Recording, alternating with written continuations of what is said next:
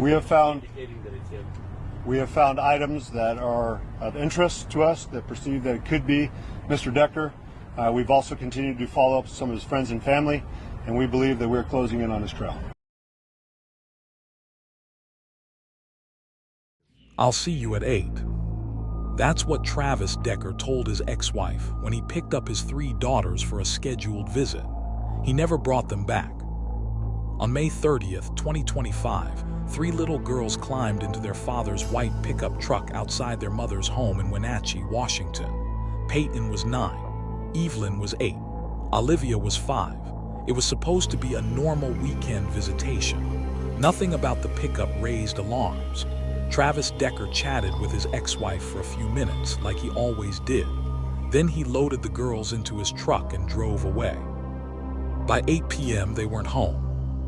By 9:30, their mother was on the phone with police. By the time investigators realized what they were dealing with, Travis Decker and his daughters were already gone, swallowed by nearly 3 million acres of Washington wilderness. What followed was one of the largest manhunts in the state's history.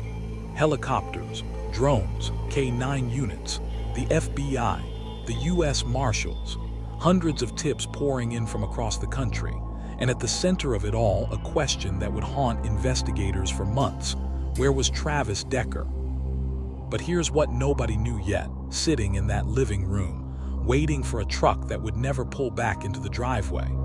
The answer to where the girls were wasn't going to come from a tip, or a sighting, or a lucky break in the case.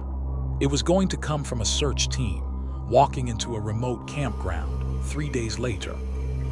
And what they found there would change a family, a county, and a national conversation about custody courts, mental health, and how close a warning sign has to get before someone finally listens. This is the story of Paityn, Evelyn, and Olivia Decker. Paityn, Evelyn, and Olivia weren't just names on a police bulletin. They were sisters, 9, 8, and 5 years old, close enough in age to be inseparable, the kind of trio that shows up in every family photo standing shoulder to shoulder. Friends and family described them as bright, affectionate, and full of energy, girls who loved spending time outdoors, who had their whole childhood still ahead of them. Their mother, Whitney Decker, had primary custody after her divorce from Travis in 2023. She built a life around them in Wenatchee, a quiet town about 100 miles east of Seattle. Whitney and Travis's marriage had ended, but the girls still had a relationship with their father. Court records show that relationship came with real concerns attached. Whitney had told the court that Travis was homeless, that he was struggling with significant mental health issues, including PTSD, and that he was inconsistent with treatment and medication. She asked for restrictions on overnight visits. The court didn't cut off visitation, it restricted it. Travis remained part of the girls' lives, seeing them on scheduled visits, the same kind of visit that was supposed to happen on May 30th. Whitney's attorney would later say something that stayed with people who followed this case, that nobody failed these girls on purpose. Not the courts, not their mother, but somewhere in that system, a father who needed serious help never got it, and 3 little girls paid the price. Preparations for what's called an administrative separation from the Washington National Guard had actually started around 2023 or 2024. But the process never officially completed.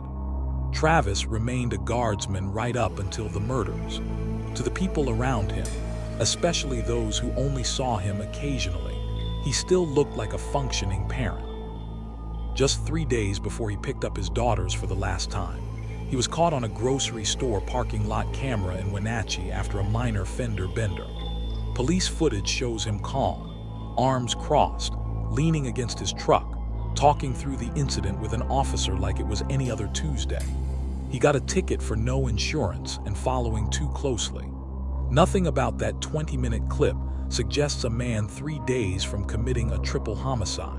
May 26th, 4 days before the girls disappeared, investigators later discovered Travis had been searching online, not for anything urgent or last minute, for how to relocate to Canada.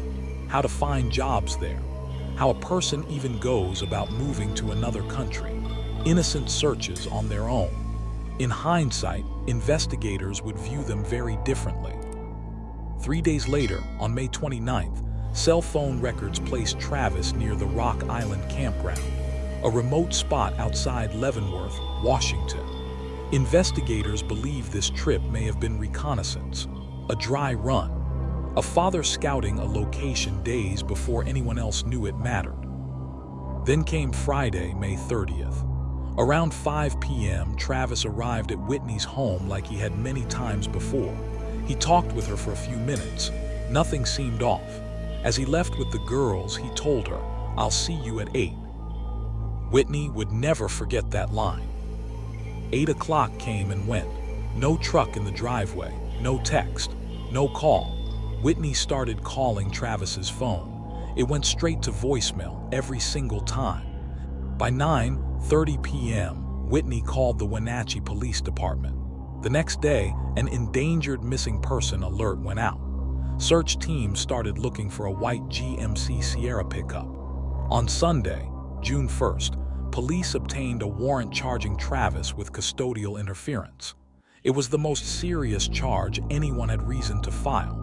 Nobody yet knew how much worse this was about to get. That changed on Monday afternoon. On June 2nd, searchers found Travis's pickup truck, abandoned near Rock Island Campground in Chelan County. Nearby, in a wooded area down an embankment, they found the bodies of Paityn, Evelyn, and Olivia. Travis Decker was gone. Within hours, what had been a custody investigation became a homicide case. And a sad update out of Chelan County. 3 girls reported missing over the weekend have now been found dead. Police charged Travis with 3 counts of first-degree murder and 3 counts of kidnapping. The FBI and U.S. Marshals joined the search immediately. Investigators quickly learned who they were dealing with. Travis wasn't just an absent father with a truck and a grudge. He was a former U.S. Army infantryman with extensive survival training, someone who authorities believed could disappear into rugged terrain and stay there. The Pacific Crest Trail became a focus of the search. Residents in Chelan, Catitas, King, Snohomish, and Okanogan counties were told to lock their doors and report anything unusual. On June 9th, autopsy results confirmed what investigators had feared. All 3 girls died from suffocation. Their deaths were ruled homicides. Their wrists, according to later reporting, had been bound with zip ties. The manhunt that followed became one of the largest in Washington state history. Sheriff Mike Morrison later described the terrain his teams were up against. Chelan County covers more than 2,900 square miles, and 87% of it isn't accessible by road. Search crews were doing grid searches on foot, sometimes covering only an acre in hours because the ground was so steep and unforgiving. Then came the false leads. A tip placed a Decker lookalike in Idaho's Sawtooth National Forest over the 4th of July weekend. U.S. Marshals descended on the area, certain they'd found him. It wasn't Travis. It was a camper named Nick, who later described the surreal experience of realizing federal agents believed he was a fugitive triple murderer. The FBI conducted a final 2-day grid search near Rock Island Campground, deploying over 100 personnel across 1 million square meters. They recovered several items for analysis. Travis Decker was still not found. FBI Special Agent in Charge Mike Harrington called it a search of a magnitude and detail that had never happened in that area before. And still nothing. No confirmed sighting, no body, no proof he was even still in the state. Sheriff Morrison would only say that his department did not have evidence to suggest Travis was alive or that he was dead. For 3 months, that uncertainty hung over the entire investigation. Here's where the case takes a turn nobody expected. As the search dragged into its 3rd month, a criminal psychologist named Dr. Seckett was brought in, not to comfort exhausted searchers, but to profile the man they were hunting. What she found complicates the story in a way that's difficult to sit with.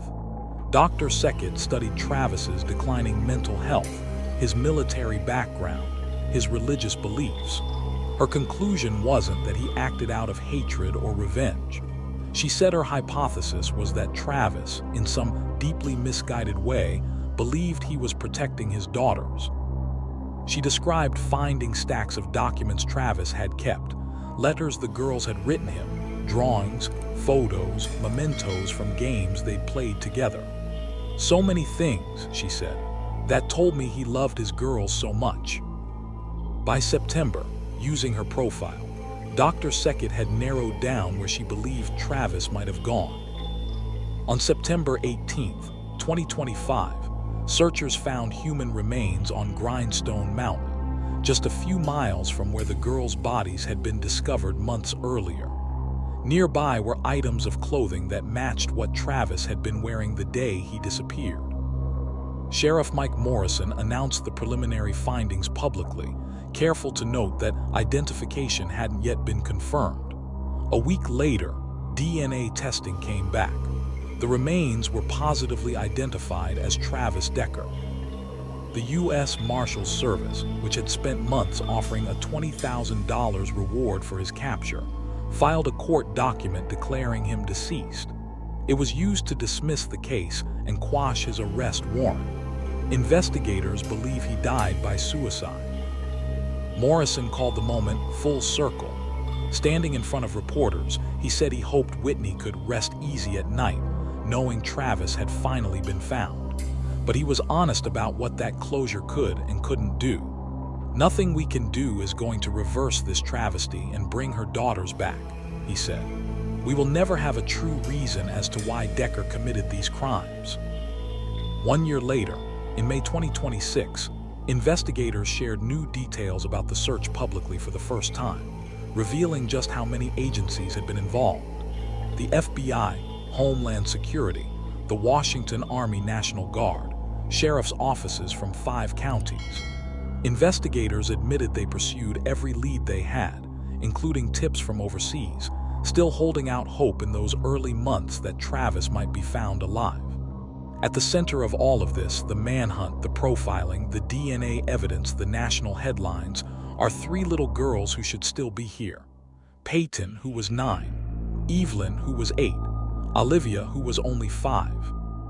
They were sisters, they were loved, and on a Friday afternoon in May, they climbed into a truck expecting a weekend with their dad, the same as they'd done many times before. Their case forced a hard conversation about how custody courts weigh mental health warnings, about the Amber Alert system and why it didn't activate that night, and about how many veterans like Travis Decker are struggling without the support they need. None of it brings Paityn, Evelyn, or Olivia back. Their mother continues to hold onto the vigil that was held for them in Wenatchee, hundreds of people dressed in the girls' favorite colors, sharing songs, prayers, and stories about 3 sisters who were supposed to grow up together. That's the image worth remembering here. Not the manhunt, not the mountain. 3 sisters in a driveway on an ordinary Friday afternoon before everything changed. Do you believe the system had enough warning signs to prevent this? Let me know what you think in the comments.